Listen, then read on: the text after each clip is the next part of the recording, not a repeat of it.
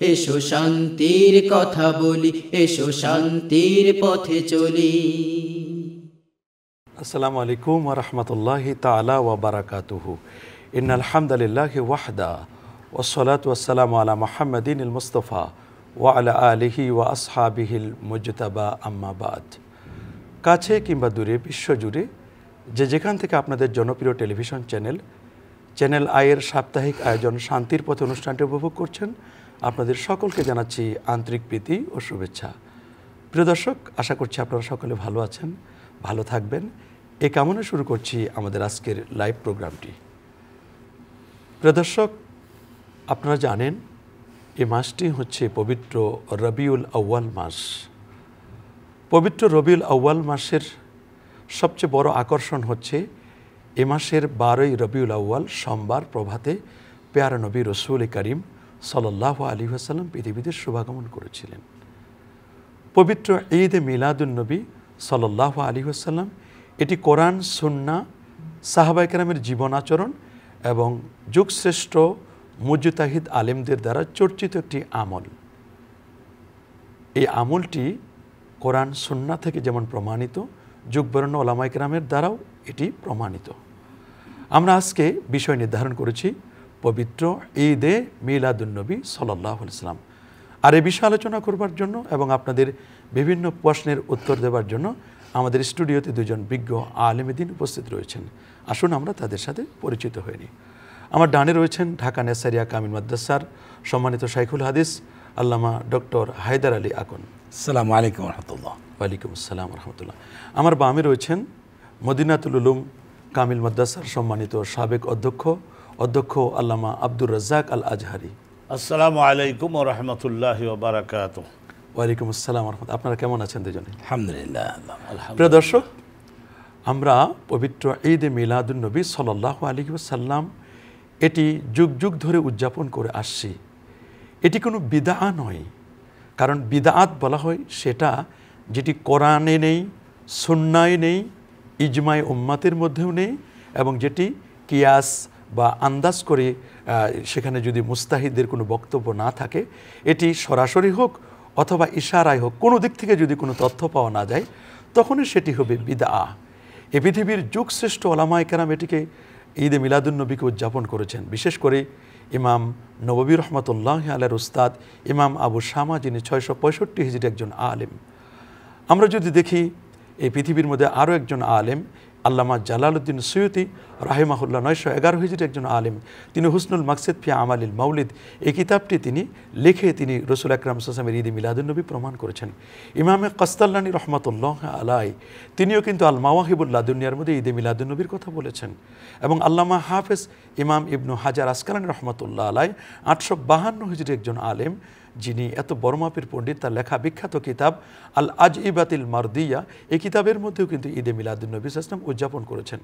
আমরা নিজেদের পক্ষ থেকে কোনো কিছু একটি বক্তব্য আমরা দিব না, আমরা শুধু যুগশ্রেষ্ঠ ওলামায়ে কেরাম কোরআন, সুন্নাহ, ইজমা এবং কিয়াসের আলোকে, যেই দলিলের আলোকে তারা পবিত্র ঈদে মিলাদুন নবী সাল্লাল্লাহু আলাইহি ওয়াসাল্লাম উদযাপন করেছেন, আমরা সেই কথাগুলো শুধু আপনাদের কাছে আমরা প্রকাশ করতে চাই।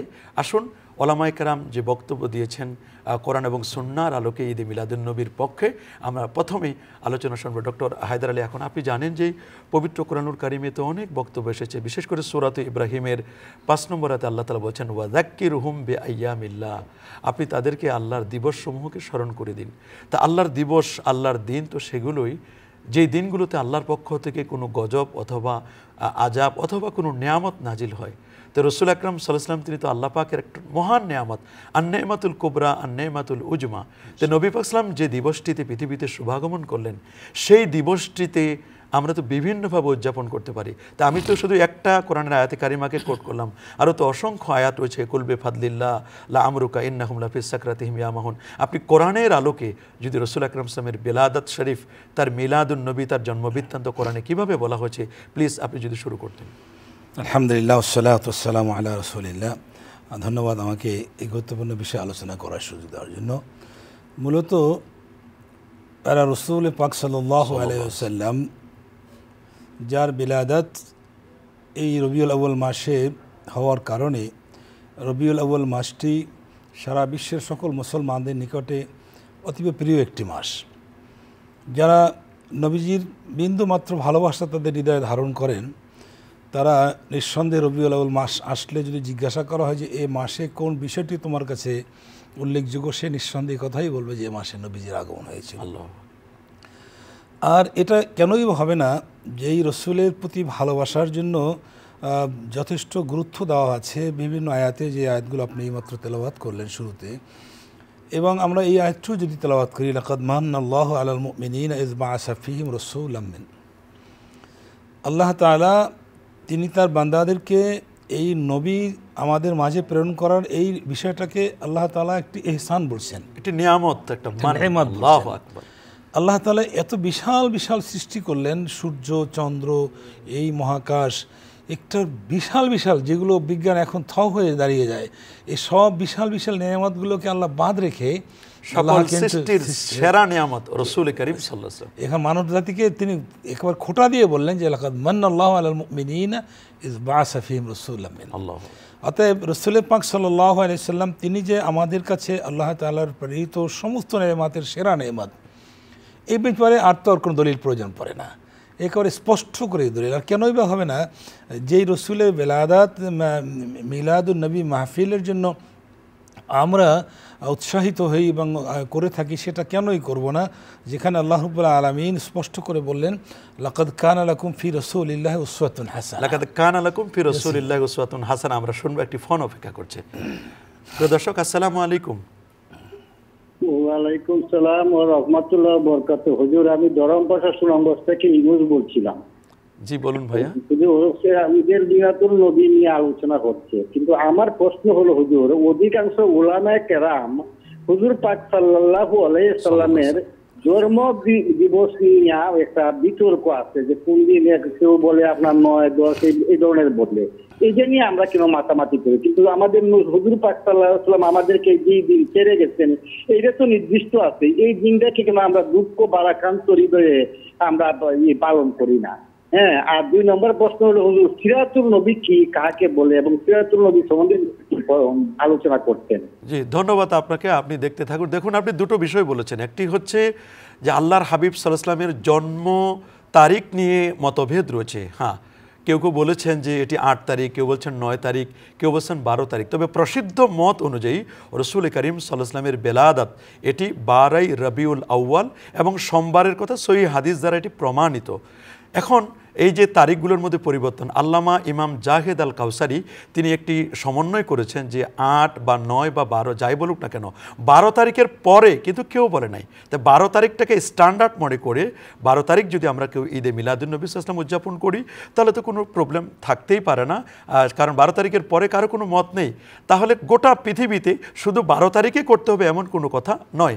আরেকটি আপনি বলেছেন যে সিরাতুন নবী, মনে রাখবেন একজন ব্যক্তির হয় সিরাত আর একটা হলো সুরত। সুরত মানে তার অবয়ব, সিরাত মানে হচ্ছে আদর্শ। সিরাত এটি লালন করতে হয়, পালন করতে হয়, আর যেটি সুরত এটি শুধু প্রশংসা করতে হয়, নবী পাক সাল্লাম এমন ছিলেন এমন ছিলেন। তা সিরাত মানে আল্লাহর হাবিবের যে জীবন আদর্শ এটি পালন করা।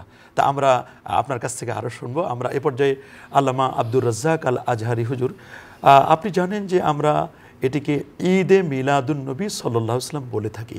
তো ঈদ মানে তো খুশি।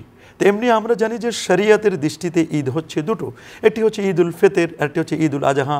একটি আসে রমজান কারিমের শেষ পহেলা শাওয়াল, আর একটা হচ্ছে জিলহজ মাসের 10 তারিখে, যেটাকে ঈদ উল আজহা বলে। এবং এই ঈদের মধ্যে তাকবীর রয়েছে, সাদাকাতুল ফিতর রয়েছে, সেখানে কুরবানি রয়েছে। কিন্তু ঈদে মিলাদুন নবী এটা কিন্তু ঈদ মানে আমরা জানি যে খুশি, এটা শাব্দিক অর্থে আমরা বলি ঈদ। এবং নবী পাক সাল্লামের জন্মদিনটি এটি সকল ঈদের সেরা ঈদ বললে আবিধানিক অর্থে এটা তো কোনো বাধা নেই, আছে নাকি কোনো বাধা? কোনো বাধা নেই। এবং যেটা বলেছে কুল্লু ইজতিমা ইল্লি সুরুর, কোনো আনন্দ উদযাপনের নিমিত্তে যে কোনো অনুষ্ঠানকে ঈদ বলতে কোনো বাধা নেই। তা আল্লাহর নবী পৃথিবীতে শুভাগমন করেছেন, এটি যদি ঈদ না হয়, এটি যদি খুশি না হয়, যেখানে আল্লাহ খুশি, ফিরিস্তা কুল খুশি, কুল কায়নাত খুশি, তাহলে আমরা আর কিসে খুশি হব? আপনি যদি ঈদের ব্যাপারে আপনি কি বলবেন? অনেকে বলে যে ঈদের তো ঈদুল আজহা, ঈদুল ফিতরের নামাজ আছে, তা আপনাদের ঈদে মিলাদুন নবী এটার তো কোনো নামাজ দেখি না, এটার কোনো আপনার অন্যান্য তাকবীর দেখি না, কিভাবে বলবেন আপনি? এইটা একটা সাধারণ বিষয় যে ঈদ যে আল্লাহর নবী জগৎবাসীর ভাগ্যে তশরিফ আনলেন, আল্লাহ ওই দিনটাকে ঈদ বলা এটা ইমানের তাকাজা, ইমানের দাবি। ওই আপনি একটু উল্লেখ করেছেন সংক্ষিপ্তভাবে যেটা, ওইটার দিকে আমি একটু যাই। ফাবিযালিকা ফালিয়াফরাহু হুয়া খায়রুম মিম্মা ইয়াজমাউন, সূরা ইউনূসের 58 নম্বর আয়াত। তো এইটা বলছে ফাবিযালিকা ফালিয়াফরাহু, আমি যে এই যুগের মানুষদের জন্য আমার সর্বশ্রেষ্ঠ রাসূলকে, যাকে আমি বানিয়েছি যে রহমাতুন লিল আলামিন, তাকে আমি তাদের হাতে বুঝে দিলাম, আর আমি কোরআন দিলাম। কিন্তু কোরআনুল কারীমের সঙ্গে রসুলকে না দিলে এই কোরআন বাস্তবায়ন করা কিন্তু মানব জাতির জন্য আদৌ সম্ভব হতো না। এ কোরআন শরীফের মধ্যে নামাজে যে 13 ফরজ, আহকাম আর আরকান মিলে কোনটা কিভাবে বাস্তবায়ন হবে, নবী না হলে, রসুলুল্লাহ না হলে এইটা বাস্তবায়ন করা মানব জাতির জন্য সম্ভব হতো না। তার মানে আল্লাহ নবী প্র্যাকটিক্যাল এগুলো দেখিয়ে দিয়েছেন। 100 বার প্র্যাকটিক্যাল, 100% কোরআন যদি হয় 10 মণ, তো আল্লাহ নবী 10 মণ। এটা বোঝাবার জন্য আমি বলি। তাইলে ফাবিযালিকা ফালিয়াফরাহু হুয়া খায়রুম মিম্মা ইয়াজমাউন। আমরা আপনার এই বক্তব্যটা শুনবো, একটি ফোন অপেক্ষা করছে। আসসালামু আলাইকুম। আসসালামু আলাইকুম। ওয়ালাইকুম সালাম ওয়া রাহমাতুল্লাহ। বলুন। আসসালামু আলাইকুম। ওয়ালাইকুম আসসালাম ওয়া রাহমাতুল্লাহ। আপনার টেলিভিশনের ভলিউম কমিয়ে সংক্ষেপে প্রশ্নটি করুন। জি, হুজুর আমি ঢাকা মগবাজার থেকে বলছি। জি, বুঝতে পেরেছি, বলুন। হুজুর আমি বলছিলাম যে অনেকে বুখারী শরীফের হাদিস উল্লেখ করে বলে 99টা মানুষ খুন করলো আল্লাহ ক্ষমা করে দেন। হুজুর এই কথা এমন ভাবে বলে যে খুনে আরো বেশি মানুষ খুন করতে উৎসাহিত পায়, এমন ভাবে কথা বলা কি ঠিক হয়? ধন্যবাদ। ধন্যবাদ আপনাকে। জি, আপনি যেটি বলছিলেন। আল্লাহর রাসূলের চাইতে এটা আন-নি'মাতুল কুবরা, আন-নি'মাতুল উজমা, আন-নি'মাতুল উজমা। এই রাসূলুল্লাহ সাল্লাল্লাহু আলাইহি ওয়াসাল্লামকে আল্লাহ রাব্বুল আলামিন এই যে সোমবারের এই রাতে আল্লাহ রাব্বুল আলামিন নবুয়ত দিয়েছিলেন হিরা পাহাড়ের গুহায়, বিআসাত আর ওয়ালাদাত, এই দুইটার উপরে আমার শিক্ষক ছিলেন হযরতে আব্দুল গনি খাইয়াত, কাবা ঘরের উনি বড় ইমাম খতিব ছিলেন। সৌদি বাদশাগণ, এই যে বাদশাহ ফাহাদ থেকে শুরু করে আবদুল্লাহ, এনারা সকলেই ওনার ছাত্র ছিলেন, অরিজিনালি বর্মার লোক ছিলেন। তো উনি বললেন যে এই কেতাবটা নিয়ে ভালো করে পড়ো, আমাকে বলেন একবার শেষ সময়ের দিকে। আব্দুল গনি খাইয়াত, তো উনি এত সুন্দর করে লিখেছেন যে নবী করিম সাল্লাল্লাহু আলাইহি ওয়াসাল্লাম যে জগতে তশরিফ আনলেন, এটা জগৎ পরকালের সকল সাফল্যের মূল চাবিকাঠি তিনি। অতএব আল্লাহ নবীর এই জগতে আসার দিনের মধ্যে যদি ইমানদার আনন্দ না করে, আনন্দ যদি না করে, এবং শরিয়াত সম্মত সেই আনন্দটা অবশ্যই শরিয়াতের সীমানার মধ্যে, আমরা যারা ওলামায়ে আহলুস সুন্নাহ ওয়াল জামাত আমরা সকলেই বলছি যে শরিয়াতের সীমানার মধ্যে আউলিয়ায়ে কেরাম, সাহাবায়ে কেরাম, আল্লাহ নবীর শুধু একটু অসুস্থতা হলো, সুস্থ যেদিন হলেন সেই দিনেই সাহাবায়ে কেরাম এক একজন কতগুলা উট জবাই করে গরিবদের খাওয়াই দিয়ে আনন্দ মানুষকে খাওয়াইছেন। তা চিন্তা করে দেখেন যে আল্লাহ পাক রব্বুল আলামিন এখানে বলছেন এই আয়াতের মধ্যেই আল্লাহ রব্বুল আলামিন, তো ওটার ব্যাখ্যায় আল্লামা ইবনে হেশাম রহমাতুল্লাহি আলাইহি বলছেন নবী পাক এসে গেছেন। আমি এই বেলাদাতের সাইডের একটু ঘটনা যদি না বলি তাহলে শুধু মাসালা ফারাইজ কিন্তু আমাদের শ্রোতাদের কলিজা ভরবে না। তো এখানে আল্লাহ নবী যখন আম্মাজান এর পেটে আসলেন, উনি বলছেন যে আমি খাবে দেখি রাআইতু ফিল আলমানাম, আমি স্বপ্নে দেখতেছি আকাশের থেকে বহু ফেরেশতা। আসলে উনি তো বুঝে পারেন না সেই যে জ্যোতির্ময় অস্তিত্ব, আসলে হলো ফেরেশতাগণ, আকাশের তারকা না। আসলে আল্লাহর ফেরেশতারা নিকটবর্তী এসে বলছে যে একটু খাদ্য সামগ্রীর অভাব তো ছিল, তো সেই জন্য ইয়া সাইয়্যিদাতু আমিনা, ওহে আমিনা আবশেরি, সুসংবাদ গ্রহণ করো। ওই কষ্টের কারণে একটু আনন্দ দিতে হয়, একটু সুসংবাদ গ্রহণ করো। ইন্নাকে কাদ হামালতে বে সাইয়্যিদে আল উম্মাহ আল ইনসানিয়া, গোটা মানব জাতির যিনি প্রধান, জিন আর ফেরেশতা সব সৃষ্টির যিনি প্রধান, তিনি তশরিফ এনেছেন আপনার গর্ভে। তো এইটা শুনে উনি বলতেন যে ও আল্লাহ এটা কি। আর উনি যখন একটু রুটি শাখা দিবেন, একটু রান্না করবেন খাবার, তো বাড়ির পাশেই ছোট ছোট গাছ হয়ে শুকিয়ে যায় না, মরে যায়, ওই শুকনো গাছগুলা কুড়াইয়ে এনে তারপরে জ্বালানি বানাতে হতো। তো ওইগুলো আনতে যেতেন যখন, তখন ওই তখন কিন্তু নবী পাক গর্ভের মধ্যে। তো এই সময় এই পাহাড় ওই পর্বতের পাথরের থেকে সকলেই উনি নিজের কানে শুনতেন যে সবাই সালাম দিতে, আসসালাতু ওয়াসসালামু আলাইকা ইয়া রাসূলুল্লাহ, এই ধরনের একজন নবী। তা যখন ভূমিষ্ঠ হলেন, ভূমিষ্ঠ হওয়ার এই অল্প কিছুক্ষণ আগে উনি খাবে দেখতেছেন ইন্নাহু কাদ খারাজা মিনহা নূরুন কাদ আদা কুসুর শাম। উনি বলছেন যে ওনার গর্ভ থেকে এমন একটা আলো বাহির হলো, উনি দেখলেন ওইটা একটু হালকা কষ্ট তো থাকে, এমন একটা আলো বাহির হলো, আস্তে আস্তে ছড়িয়ে পড়তে লাগলো। আর সেই আলোটা ছড়িয়ে এত বিস্তৃত হয়ে যাচ্ছে, দক্ষিণ দিকে তো ইয়ামান আর ওই যে মাসকাত, ওমান, ওই সমস্ত এলাকা, সিরিয়া অঞ্চল, আর এদিককার হলো শাম, ইরাক, সিরিয়া অঞ্চল, এদিক মিশর থেকে শুরু করে এইসব এলাকায় যে জালিম রাজা বাদশারা যারা দুর্বল মানুষের উপরে, নারীর উপরে আর দাসীর উপরে অত্যাচার করত, এই অত্যাচারের যত অন্ধকার সব অন্ধকার ঠেলে নিয়ে যাচ্ছে এই আলোতে। আল্লাহ নবী যখন বয়স্ক হলেন ঠিকই দেখা গেল তিনি এমন জ্যোতির্ময় সাহাবী তৈরি করলেন।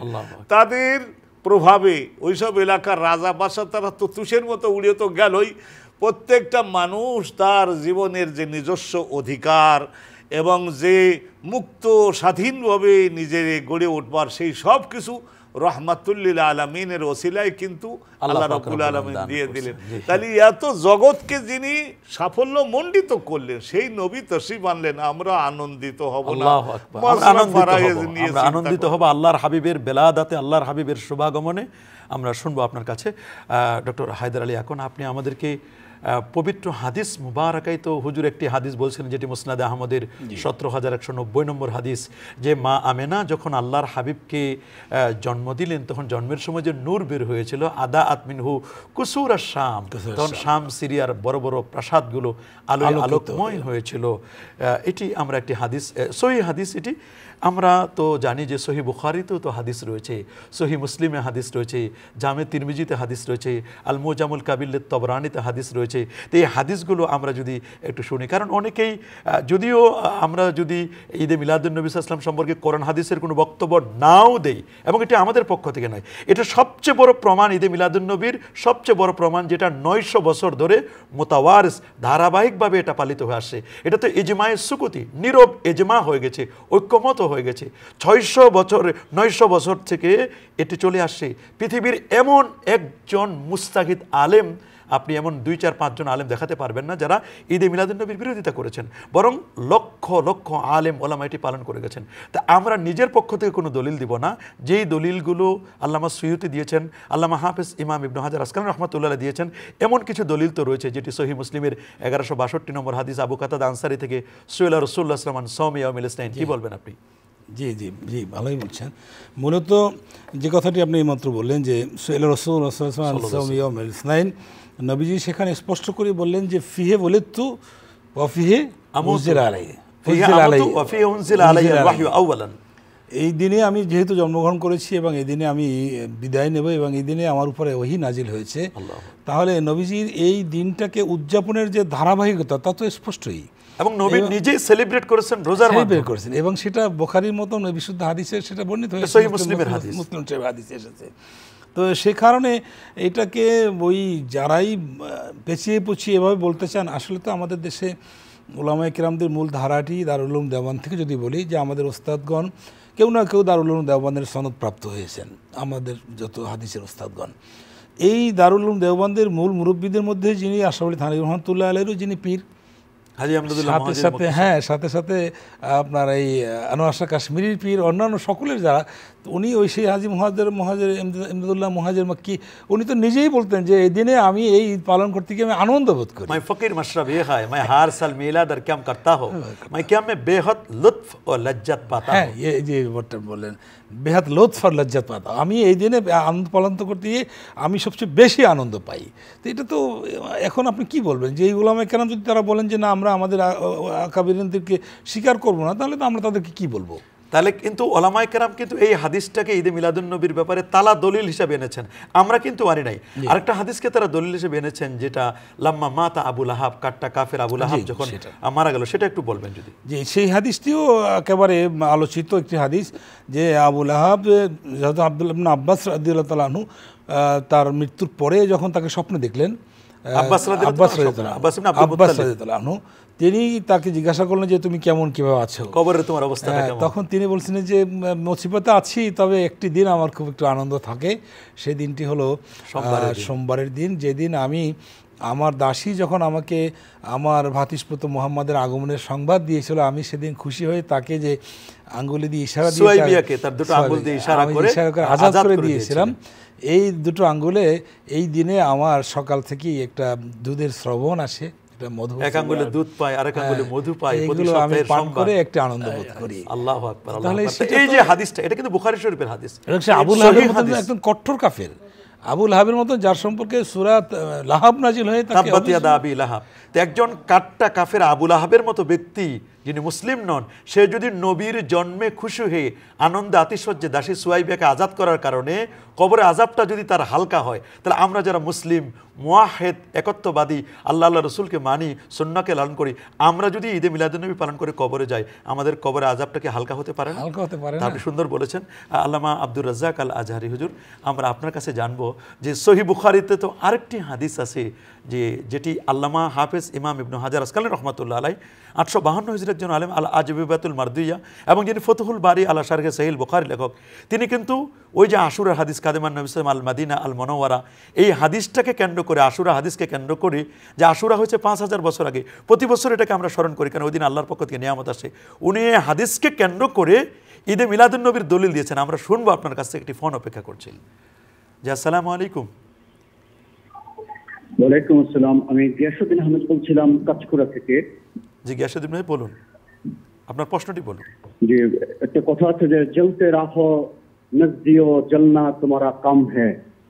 তো রাসূল পাক সাল্লাল্লাহু আলাইহি সাল্লাম ওনার ঈদে মিলাদুন নবী উপলক্ষে যারা জ্বলবে তাদেরটা হচ্ছে তাকবীর, আর আমরা যারা রাসূল পাক সাল্লাল্লাহু আলাইহি সাল্লামকে মহব্বত করি, ওনার মহব্বতকে ঈমান মনে করি, পবিত্র কোরআন শরীফে ইরশাদ আসছে যে আন-নবী ওয়া আউলাদিল মুমিনিনা মিন আনফুসিহিম। দয়া করে এটি একটু আলোচনা করবেন, এবং ঈদে মিলাদুন নবী উদযাপন করলে আমরা কিভাবে বরকত পাইতে পারি, আল্লাহ খুশি হন, এবং আমরা বাংলাদেশে আমরা কিভাবে, যারা মানে না তাদেরটা পাপ, আমরা যারা মানি আমরা কিভাবে মেনে উপকৃত হইতে পারি, দেশের কল্যাণ হতে পারে, এইটা নিয়ে দয়া করে আলোচনা করব। ধন্যবাদ আপনাকে। আপনি শুনছিলেন প্রশ্নটি যে আমরা যারা ঈদে মিলাদুন নবী সাল্লাল্লাহু আলাইহি ওয়াসাল্লাম উদযাপন করি, আমরা কিভাবে বরকত লাভ করতে পারি, এবং আমরা এই যে ঈদে মিলাদুন নবীর দলিলগুলো এতক্ষণ আলোচনা করলাম কোরআনুল কারীম থেকে, আমাদের নিজস্ব থেকে নয়, কোরআনুল কারীম থেকে, এবং যেটি সূরা হুদের 120 নম্বর আয়াতে আল্লাহ বলেন ওয়া কুল্লান নাকুসু আলাইকা মিন আম্বাইর রুসুল মা নুসাব্বিতু বিহি ফুয়াদাক। নবীদের বায়োগ্রাফি, জীবনী আলোচনা করলে ঈমান তাজা হয়। তা আল্লাহর হাবিবের সম্মান যদি আমরা আলোচনা করি, নবীর মহাব্বতের আলোচনা করি, আমরা তো ঈদে মিলাদুন নবীতে কোনো অপসংস্কৃতি কোনো কিছু করছি না, শরিয়া বিরোধী কোনো কিছু করছি না, নবীর আনন্দে, নবীর শুভাগমনে খুশি হয়ে তলা আল বাদরু আলাইনা জুলুস করতেছি, মিছিল করতেছি, মানুষদেরকে জানান দিচ্ছি যে না, নবীর শুভাগমনের মাস রবিউল আউয়াল মাস। তো এই যে কাজগুলো আমরা করছি, এগুলোকে নিঃসন্দেহে আমরা বলতে পারি না যে হুব্বে রাসূল সাল্লাল্লাহু আলাইহি ওয়াসাল্লাম, নবীর প্রেমের একটা সহায়ক হচ্ছে ঈদে মিলাদুন নবী সাল্লাল্লাহু আলাইহি ওয়াসাল্লাম। কি বলবেন? এটার মধ্যে কোনো সন্দেহ নাই।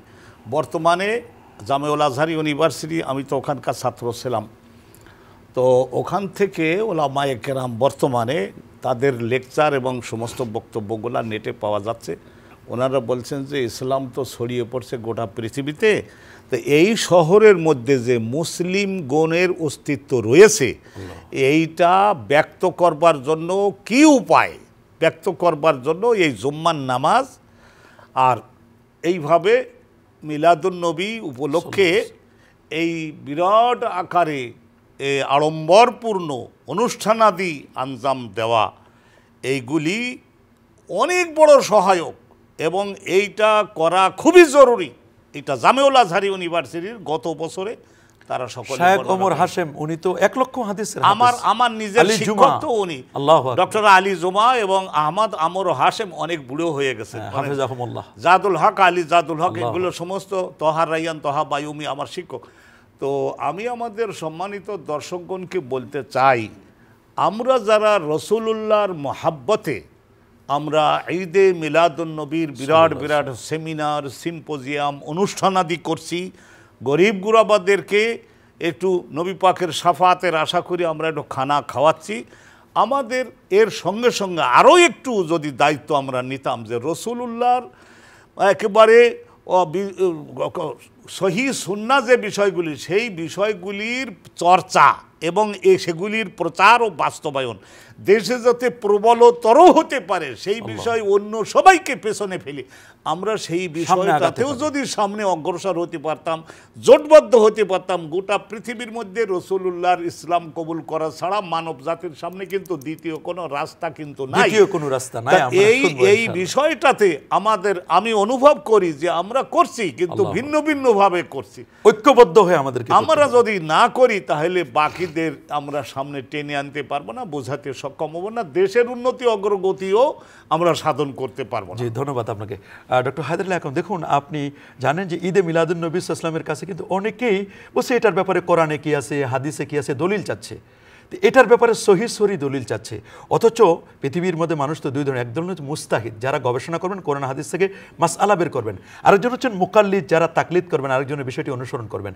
আমরা যখন কোনো ডাক্তারের কাছে যাই, ডাক্তার যখন কোনো প্রেসক্রিপশন করেন যে নাপা জ্বরের জন্য বা প্যারাসিটামল, আমরা কিন্তু কখনো ডাক্তারকে বলি না যে আপনি যে এটা প্রেসক্রিপশন করলেন এটার দলিল দেন।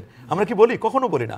কোনো ইঞ্জিনিয়ারের কাছে যখন আমরা বিল্ডিং বানানোর জন্য প্ল্যান নেই, আমরা কিন্তু কখনো কোনো ইঞ্জিনিয়ারকে বলি না যে আপনি এটা যে প্ল্যানটা দিলেন এটা কিসের ভিত্তিতে দিলেন, কারণ উনি ওটার ব্যাপারে এক্সপার্ট। তো এই ঈদে মিলাদুন্নবী ইসলাম উদযাপন করা যাবে কি যাবে না আমাদের কোনো বক্তব্য নয়।